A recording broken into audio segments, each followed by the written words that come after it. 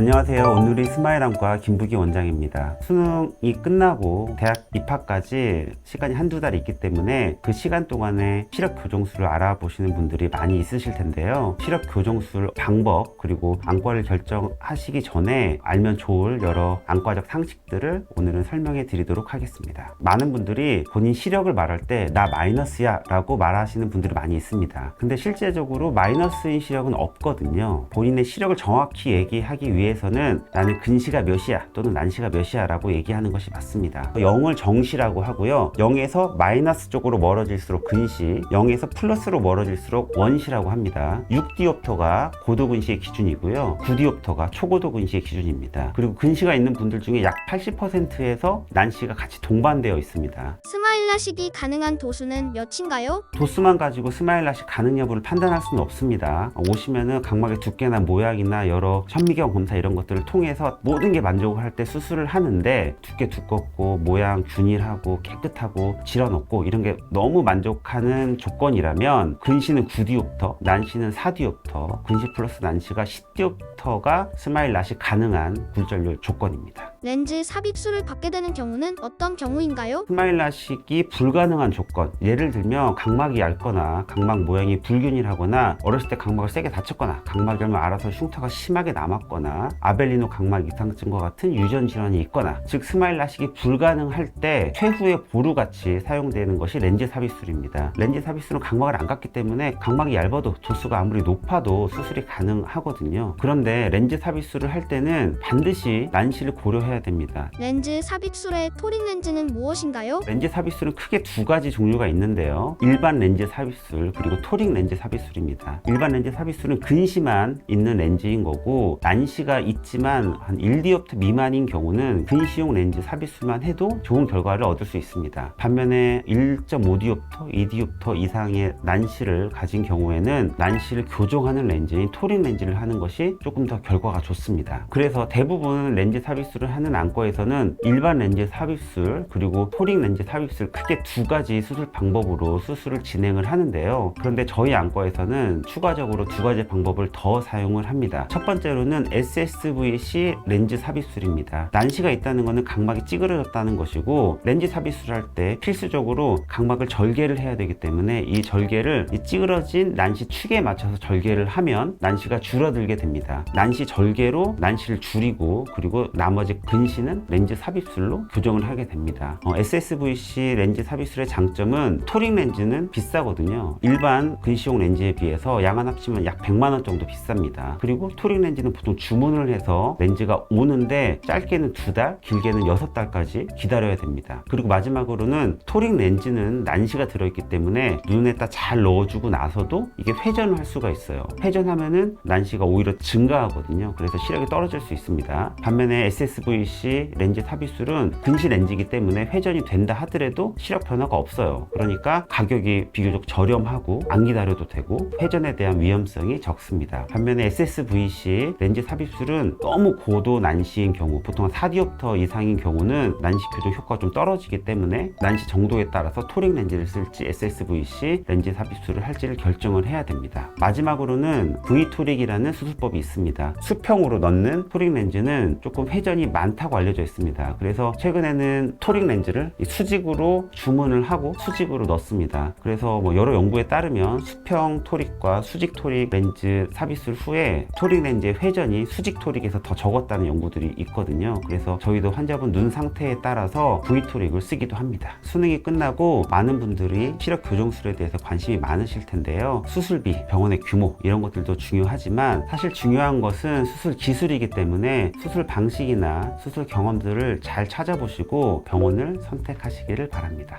감사합니다.